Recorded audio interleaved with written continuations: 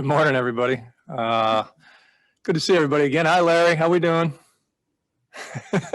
Doing good. Doing good. Good. Certainly take your questions in a minute. Seems like as we're getting closer to spring training, looking forward to media day. It's a little different not having everybody in the room, but we'll take the questions. Obviously, a lot to talk about with our team, getting through what we did last year in a shortened season, 60 games, but really learning a lot about our young guys and where they're at, and really excited about this group moving forward.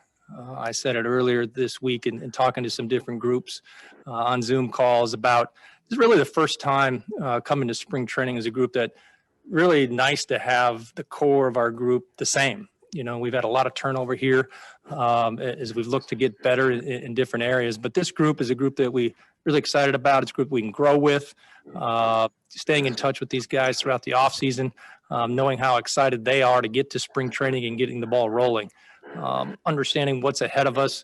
You know, hopefully we play a 162 game season and we continue to find out a lot about this group, but a lot to be optimistic about. I'm really excited about what lies ahead for us, and we continue to learn about our young players and they continue to grow. So with that, I know everybody's got questions, so we'll go from there. A question from Ryan Divish. Scott, I would ask you about Montana, but awesome, Ryan. It was great. Okay, I'm just making sure. I'm curious about what the roster situation is right now. I think the limit is probably 60 guys going into spring training, but where are you at? Do you think Jerry's going to add guys that would come in and potentially compete for your big league roster in the next couple of weeks, or are you kind of looking at this is the group we have and maybe there'd be a late addition here or there? It is an ongoing process, and I think everybody's seen how the hot stove or the offseason has played out with free agent players and just the lack of movement there has been around the league. So, you know, as things are starting to pick up here, I think we've seen it in the last 6-7 days. A few more guys are signing. There's still a lot of really good players out there, veteran guys that can help stabilize a young group like we have and come in and be big contributors. So there's no stone unturned when it comes to Jerry and looking at ways to, upgrade our ball club. And I say all that knowing that we still want to give our young players every opportunity to grow. And that is a focus for us. We've got a lot of good young players and we've got more coming, but there's always ways to incrementally improve your club. You know, we've added to our bullpen. We've added a starter. I don't think we're done. I think we'll continue to work at it, up until we get to spring training, and even in spring training if some of these guys haven't signed yet. A question from Daniel Kramer. Hey, Scott, good to see you. Over the past 2 years, you really preached, this is a season and a team of opportunity, and you kind of touched on it in your opening statement, but do you feel like you guys have kind of moved down the tracks a little bit and you're now further along with, players who are familiar faces and moving past the opportunity phase and into evaluation and development phase? No question. We are farther down the path. When we made a decision at the end of 2018 to go younger and turn over our roster, we understood it was going to take some time. Unfortunately, we only had 60 games to play with last year. It is what it is. I mean, we dealt with it. Our guys learned from it. I am looking forward to seeing this group take the next step now that they've got some experience under their belt. It takes a while to get comfortable at the big league level. I do think sometimes it's easier when you have a group that's very close-knit and really lined up where they're at in their careers, just age-wise. We have a lot of guys in that same area, so they're growing together, they're learning from each other, and they're pulling from each other.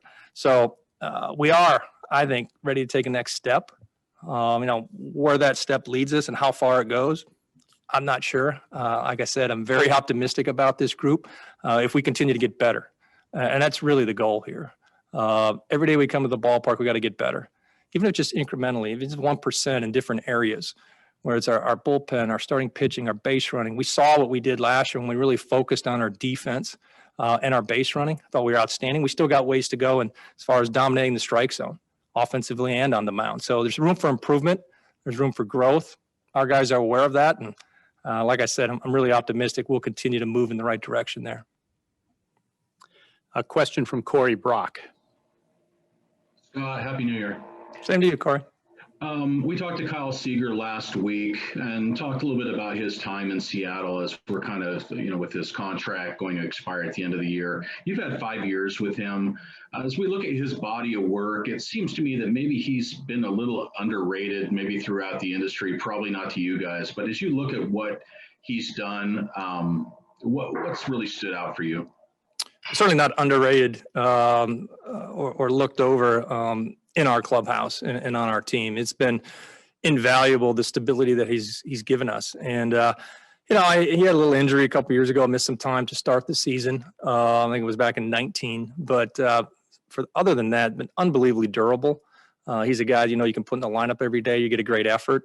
I thought he really took a step forward last year in helping in our clubhouse. Getting to the point where he understands where he's at in his career. And I'm very appreciative of the fact that he's willing to give back. He wants to pass along some of the lessons that he's learned through the years and understands the value of veteran players helping young guys. So I thought he was a huge help in our clubhouse last year and what we're trying to get across to our players. And players are always going to be more comfortable talking to other players than they are instead of walking in the manager's office or talking to other staff members. And Kyle's been a big asset for us there. I thought last year he had an outstanding season rolling. I know he hit a little bump in the road there towards the end, but he had a heck of a year. He really did. Strike zone, awareness continues to get better. He plays well at third base. It's just a guy that I appreciate writing his name in the lineup every day. A question from Shannon Dreyer.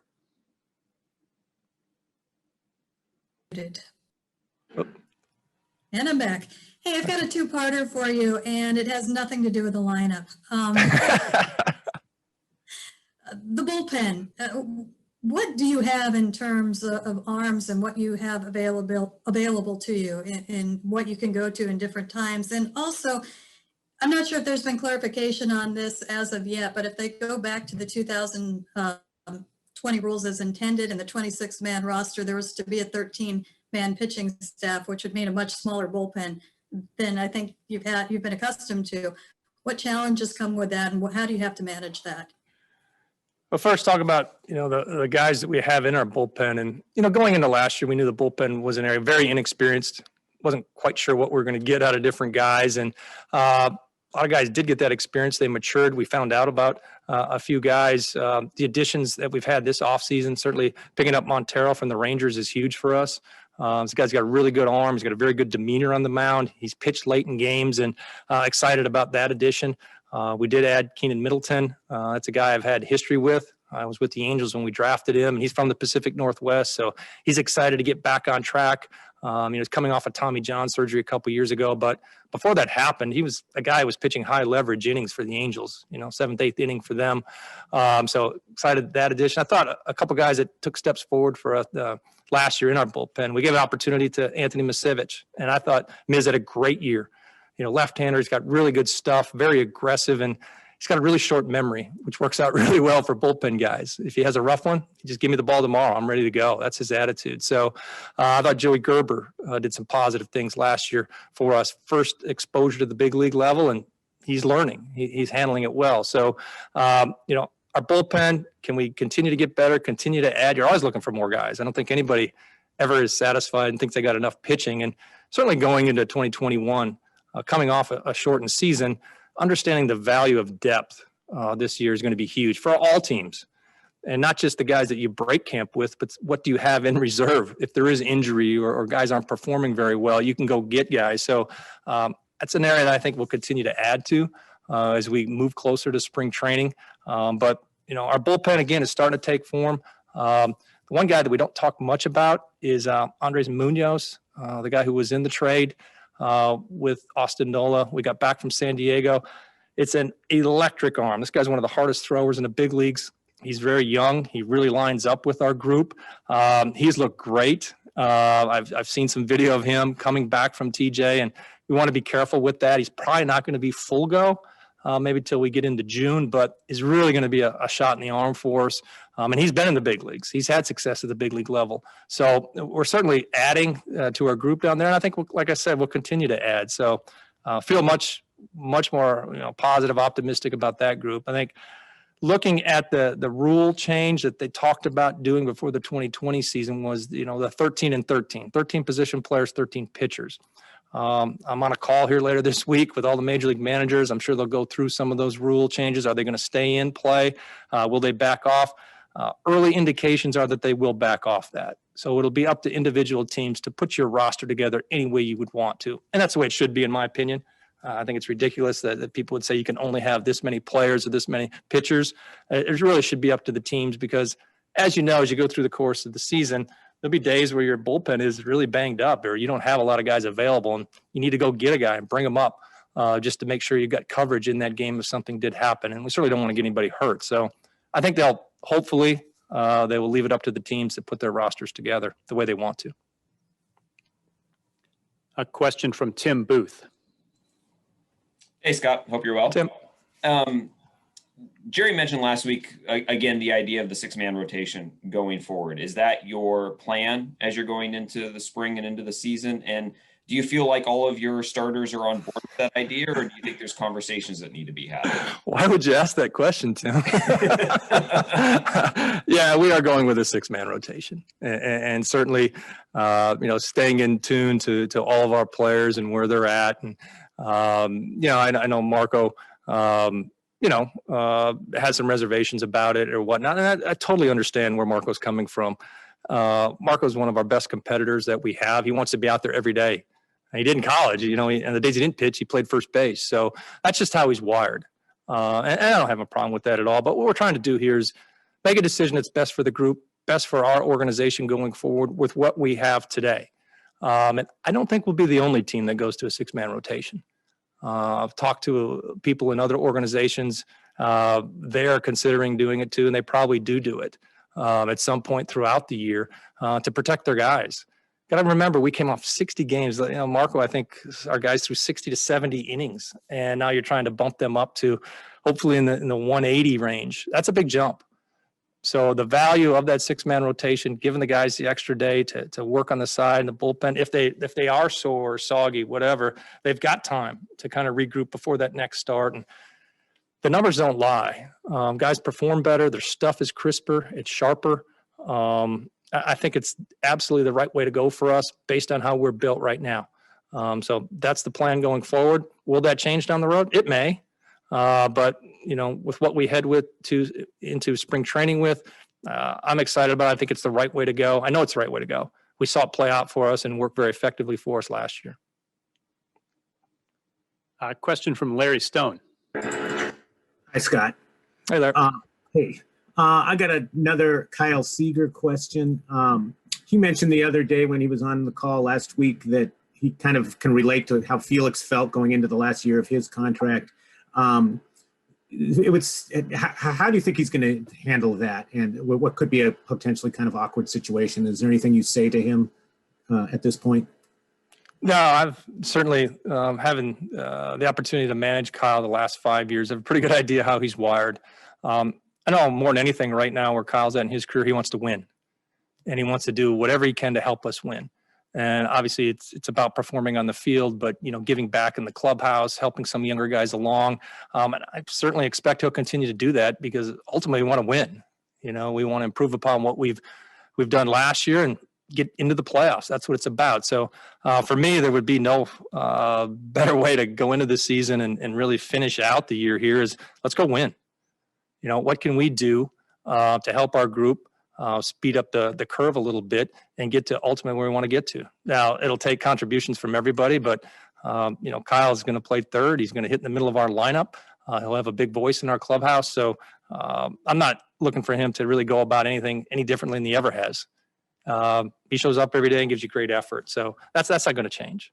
I don't expect it to. He's just not wired that way. So anytime players get to the end of the contract or whatever, you guys enjoy talking about it a heck of a lot more than they do.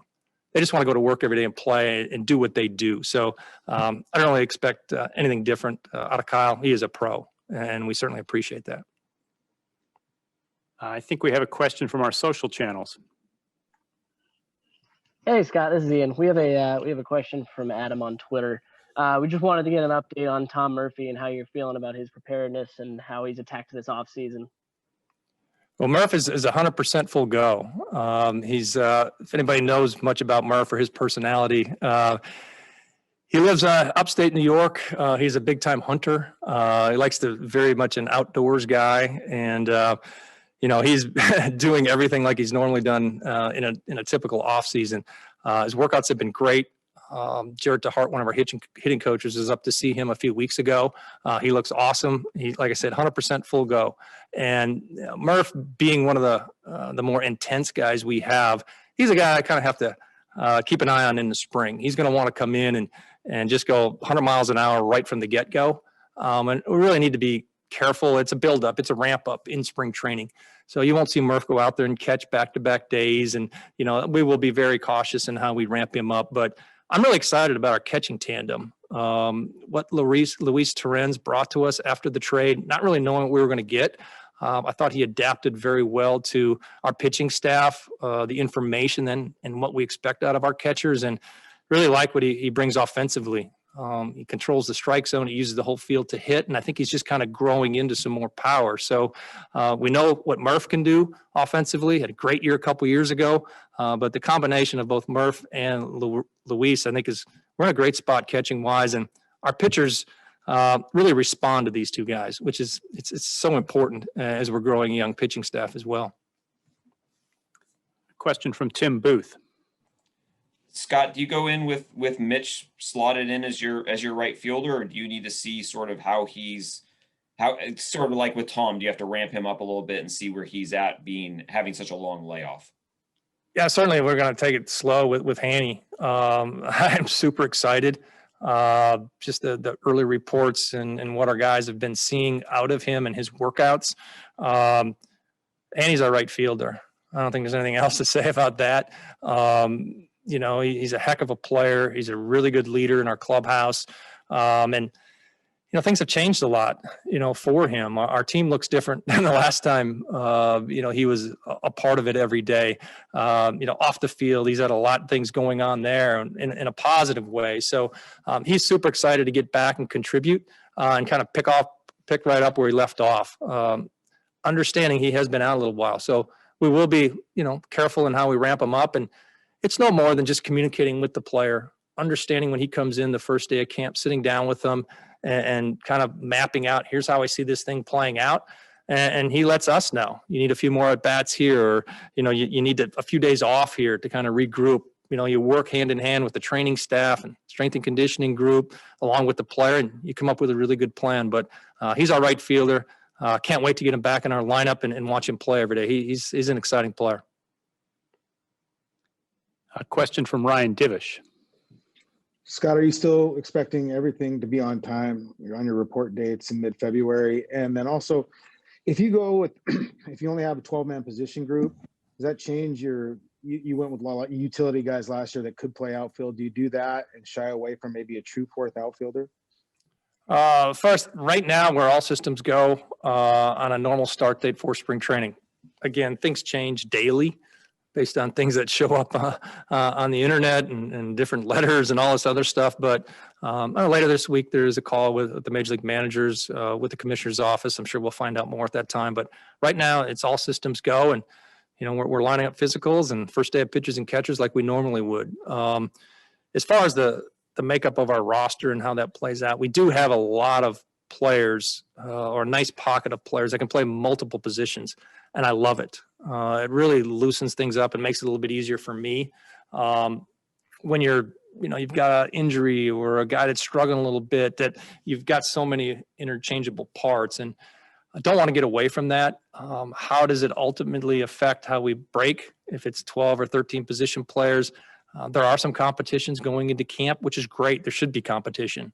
That's what it's about. I think you get the most out of players when they know they're competing for something and they're not given something. So we'll have to wait and see how it plays out. But we do got guys that can bounce around the field a little bit, guys that do have a little bit of major league experience now after being in the season last year. So that always helps, with young players, especially when they're that guy that doesn't play every day, that he's coming in, he's filling in a couple times a week. If you come up with a routine and something that allows you to be at the top of your game and be real competitive on the days you get the chance to play, all of a sudden you might grow into maybe what Dylan Moore has done.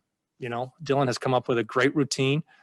He figured out how to deal with it. And then when he got an opportunity, he took it and ran with it. And he had an awesome season last year. Looking for more out of him this year. A question from Curtis Crabtree. Hey, Scott. Hey, Curtis. As you go into camp here, what are some of the biggest questions you have that you want to answer in spring training before you get up to the season? What are the things you need to see and figure out as you ramp up to opening day? I think you're always curious to see how players look after an offseason. We saw what Kyle Lewis looked like, the difference from when we stopped spring training 1.0 to when we started summer camp. He looked like a different player. The improvements that players make really happen. The big improvements really happen in the offseason. Whether they change, their routines, what their body looks like, how they're moving, what their swings look like, maybe how the ball's coming out of their hand on the mound. So you're always curious to see what players are ready to take that next step forward. Every time we've come to camp here since I've been the manager, there have been some surprises. There's some guys that you didn't really expect that all of a sudden, whoa, where'd this guy come from? He looks like a different dude. I'm looking for a few more of those. I think that would be great. I know our guys have been diligent in their workouts. Our coaching staff and putting plans together for these guys into the offseason and staying in communication with them as they continue to grow and get better is going to be huge for us. So as far as competitions, obviously, we've talked about, second base and Dylan and Shed and, Haggerty, some different guys there getting opportunities. We've got young prospects that may not break with us. I think everybody knows who those guys are and certainly excited about their future. But will they be ready? Are they ready to contribute right now, or do they need a little bit more minor league experience? So a lot of those decisions will weigh into what our roster looks like when we break as well. Question from Daniel Kramer. Scott, we obviously saw a huge step forward with JP in the glove last year. Have you seen signs that his bat can also catch up to where he is defensively? No question. The one thing about JP Crawford, and I've said this before, is he may be one of our most competitive guys that we have. And when I say that, it's really in a good way. We saw the strides he made defensively. That was just from a commitment to buy into a program. Certainly Perry Hill had a lot to do with that. But I'm going to buy in and I'm going to practice a certain way every day and trust the process. And lo and behold, it played out. He's one of the best defenders in our league right now. On the offensive side, there's always room for growth. He has been working diligently, with Jared TeHart and Tim Laker this offseason, whether it's through videos back and forth or those guys spending some time with him to make a few adjustments offensively. He feels great right now. He's also continued to get stronger. I think that's one thing that gets overlooked a little bit in JP's development from where he is physically now, from where he was maybe 18, 24 months ago, or when we acquired him. He's gotten stronger. It allows him to play out consistently every day, and it'll only help his bat as he continues to mature there as well. So there are plenty of things to work on. All of our guys got to get better. And that's from Marco Gonzalez, who's probably our opening day starter, to, the guy who might be the last guy on our roster. The focus is on getting better, and our coach is continuing to challenge our guys to get better. But JP's in a good spot. I'm excited to see what he looks like, as the reports of guys that have been around him at our complex down in Arizona, speaking very highly about how he's gone about his offseason. He wants to take the next step. Big part of that is he wants to be a huge contributor in getting us to the playoffs. A question from Shannon Dreyer. Scott, having gone through a 60-game season in a summer camp with the protocols and, just everything was new when you were doing it last year. Now that you've had that, how have you been able to prepare for possibly a full season of that, or how do you approach that with your players going forward? I think by probably after the first 15, 20 games, everybody started to get in a routine with the protocols. Understanding it was different. You couldn't spend as much time at the ballpark. You can, the time at the hotel when you're traveling, or even, you just weren't able to do as many things as you normally do. But over time, you adjust your routine. And I thought our guys, after the first 15, 20 games, started to get in a routine there. What's it going to look like this next year? I hope it's better. I hope we've got more freedoms and we're able to do some more things, spend some more time, getting back to maybe what we did in the past. But the one thing I will say about the the changes that were made in our schedule. We learned a lot. Maybe you don't have to spend 7 or 8 hours at the ballpark before the game starts and still be okay at the end of the day and still be productive. And maybe you become a better version of yourself. I certainly learned that. I think our players did too. So you don't get so locked into being a slave to your routine. You adjust your routine.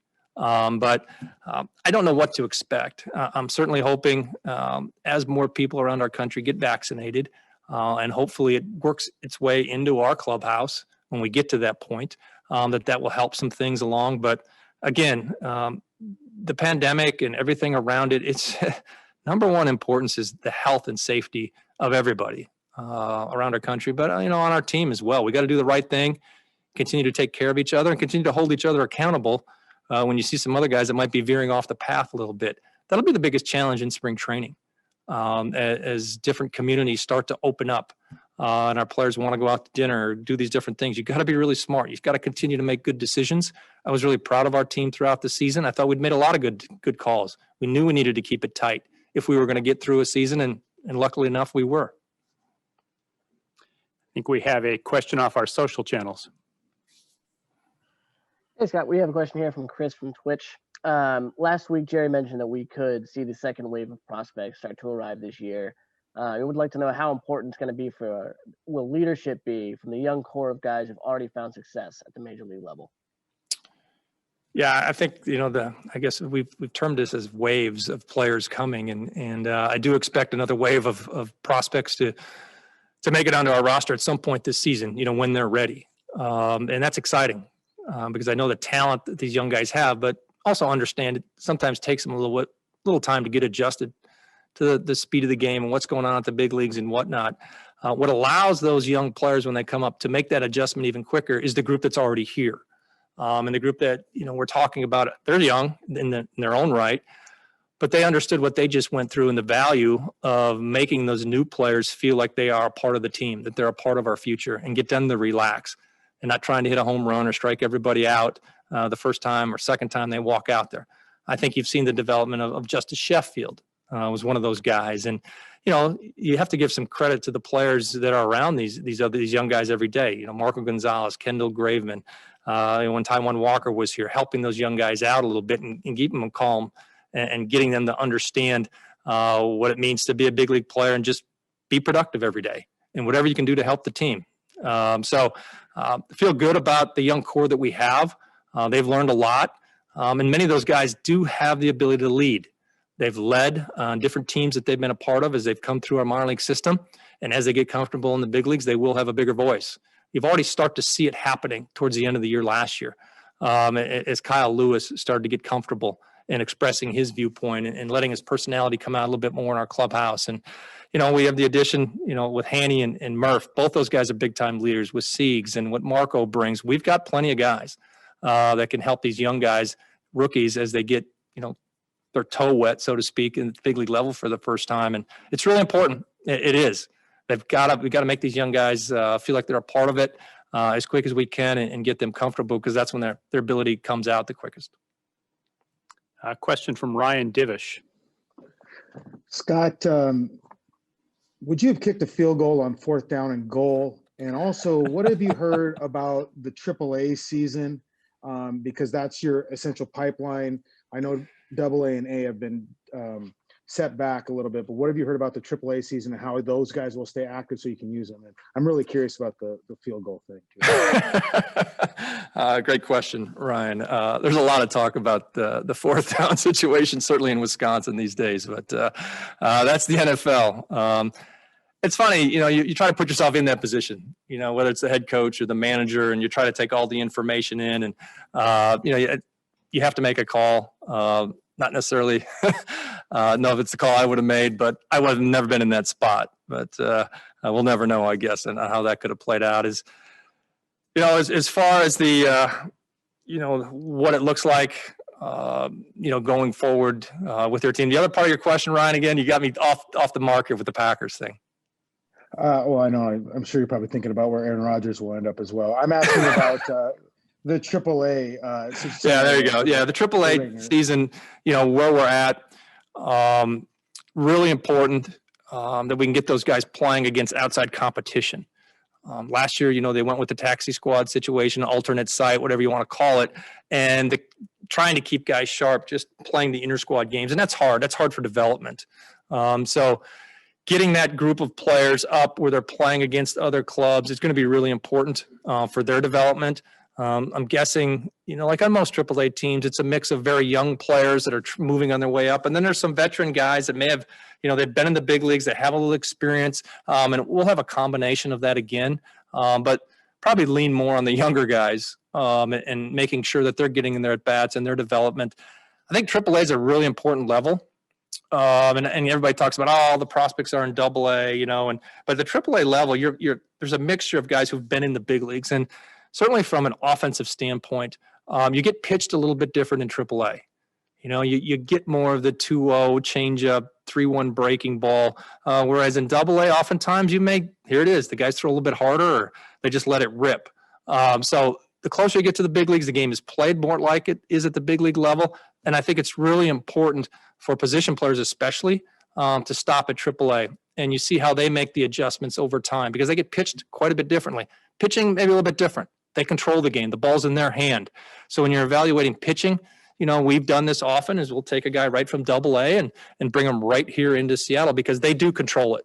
The ball starts and the game starts in their hand and they have a little bit more say on how that's going to play out. So the value of a AAA season is huge. I know a lot of people have talked about the realignment of the minor leagues and what's that going to do to player development. Players will still develop. Yeah, they will. There may not be quite as many of them or as many teams to follow, but they'll still move along. They'll still get to the big leagues at the same ages like they always have. That really hasn't changed over time. And we'll continue to push a very, very loaded system along the way. Our minor league system is in great position right now. That's a credit to our scouts, Jerry, Justin in the front office and what they've done in acquiring talent.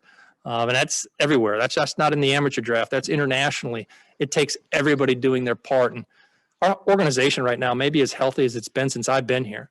And the number of young players, exciting young players that we have, and the flexibility we have down the road to add players to our roster. So it's a really good time to be a part of what we're trying to build right now. But you anticipate some form of it going right when the season's over with to keep those guys ready? Yeah, absolutely. The guys who don't make our initial, if it's 26-man roster, they need to keep them going, need to be playing somewhere. So, whether it's in Tacoma, hopefully it is, or it's at a different site, I'm not sure that, how that's all going to play out. But you got to keep those guys going. You're going to need help. Like I said, whether it's injury or lack of performance, guys to step in and really boost your big league club, right after we get going, with the big league season. Question from Corey Brock. Scott, we all saw Kyle Lewis's that debut he had late in 19 and how he rolled that into a very successful rookie season last year, offensively and defensively. He still only played in less than 80 games at the big league level, and it's probably probably impossible to say definitively what this guy is going to end up being. Where's his next level of growth, or what's the next step for him at this point? I think Kyle will be the first to explain the consistency. He wants to be good every day. And if you're good and you're good again the next day and you're good the day after that and you're good the next week, you end up being a great player. It's the consistency that really separates it. And, with Kyle, we've seen the highs, and it's exciting how the ball jumps off his bat and how he played in center field. There's, the ceiling is so high. But along the way, like this game, it'll humble you at times. And there'll be stretches where, he strikes out or he misses his pitch or, there's still plenty of room for growth there. But I think the biggest thing for him is just the consistency. I will say that in most cases, players kind of tell you who they are pretty quickly at the major league level. And, people will say, you need 1,500 at bats or you need a couple thousand until you can settle in. It really doesn't happen that way. Over the course of time, they kind of tell you who they are. And I like what Kyle Lewis is telling us who he is. Certainly coming off a Rookie of the Year season, he has a chance to really be a catalyst for us going forward for a number of years here. But hitting in the middle of our lineup, using the whole field to hit, I think his base running can still get better. I think his ability to handle balls in different parts of the strike zone will continue to improve as he matures. Again, I look back on what he did in center field for us, probably one of the biggest surprises of the year, quite frankly. is how he handled things in center field, which is great for him. It's a credit to him. He just wants to get better out there. Throwing from center field, I know that's an area he wants to improve upon. So there's plenty of room for growth in his game. He's driven. There's no question about that, and it rubs off on other players as well. Question from Daniel Kramer. Hey, Scott, obviously the goal is to win Nats night's game. Everybody wants to win.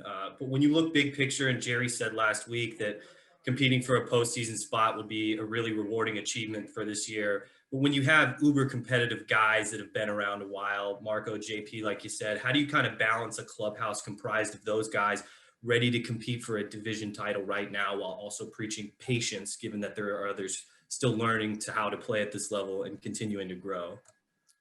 I think that the patience needs to come on my end and our coaching staff's end, understanding we do have young players, but I expect to win every night.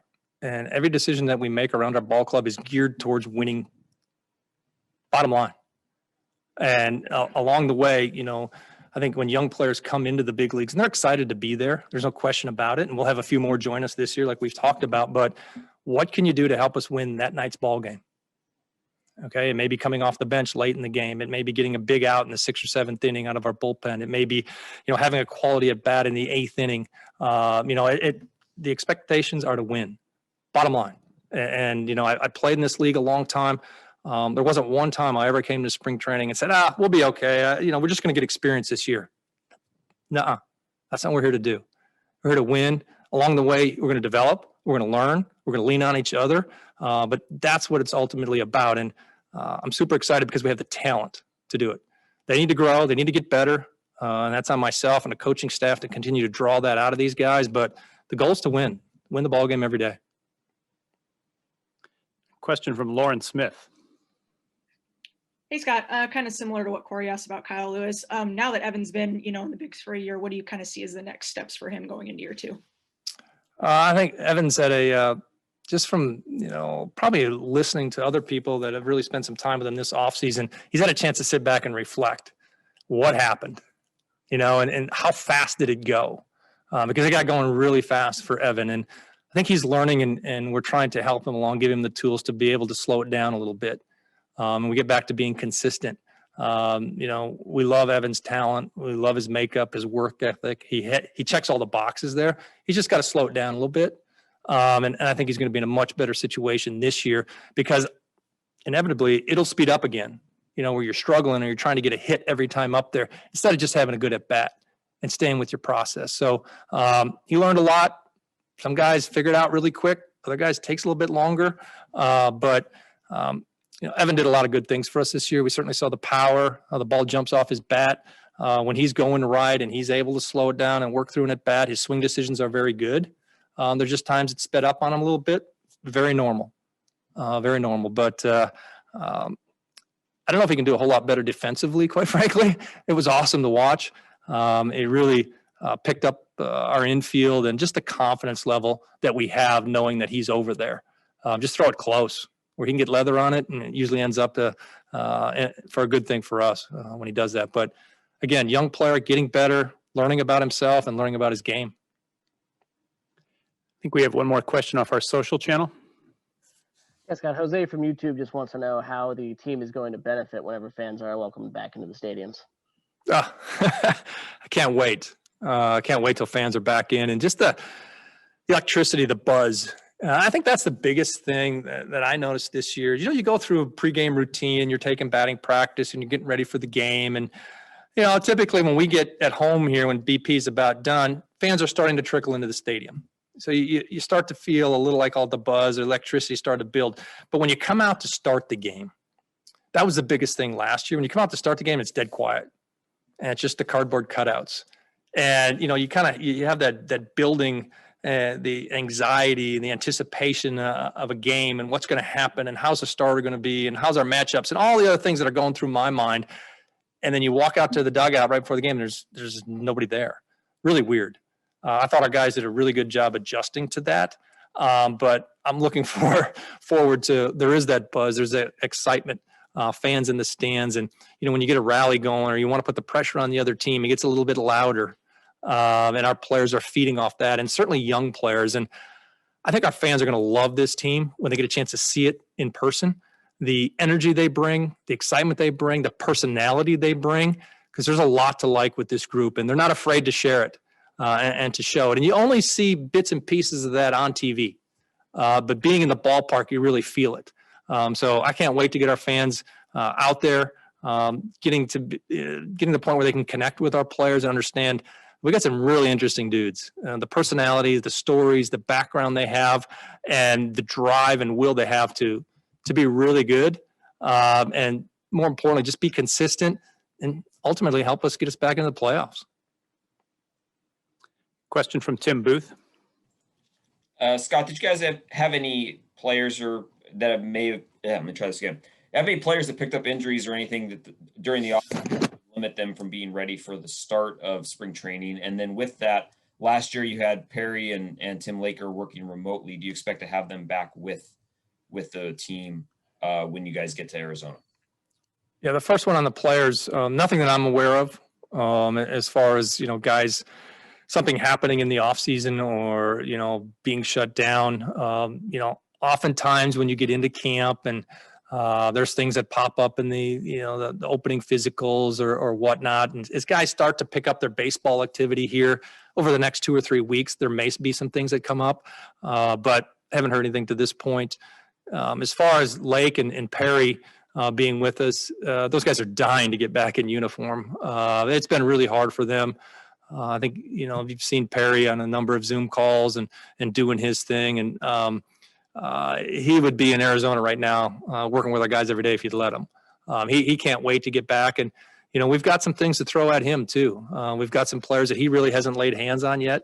Ty France is a guy that he's looking to spend some time with and see what that looks like. And, getting Tim Laker back with Jared DeHart is going to be huge, for our program. I know Lake's really excited about it, and staying in contact with our players, talking to them, looking at videos, working them through some different drills and adjustments they're trying to make. So we've missed those guys last year, and I personally can't wait to get them back. And we'll close out Scott's session today with a question from Daniel Kramer. Hey, Scott, we talked to Justice earlier this morning, and just what's it been like for you to see the maturation process, the pitch efficiency, the development of the two-seamer, and just how far he came in 2020, even in an abbreviated season?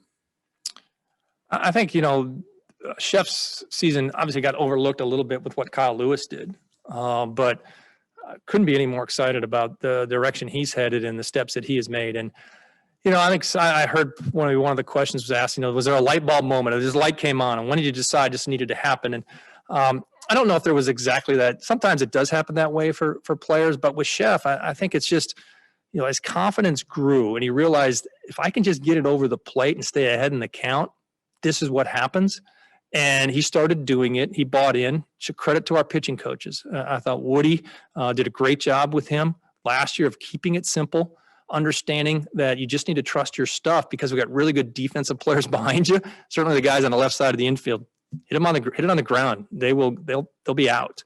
But when the confidence grew, then you started to see now he's throwing a few more changeups. He's not just solely relying on the slider to put people away and allowing him ultimately to get deeper in ball games. So I think one of the better stories of our season last year was certainly it's hard to top what Kyle Lewis did, but Chef stepping up and doing what he did. And you can dream on that one a little bit, hoping and understanding this guy's athletic. He's smart. He continues to learn. He's a very good worker.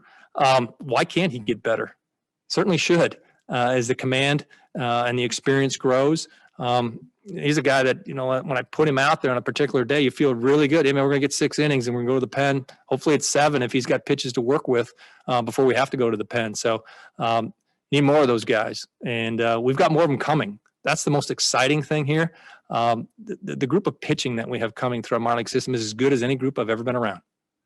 And I know it takes a lot. And people say, they're just prospects. These guys are very talented, and they're getting pushed. Our minor league people are doing a great job of challenging our young players and trying to get them better as quick as we can so they can be big contributors here in Seattle.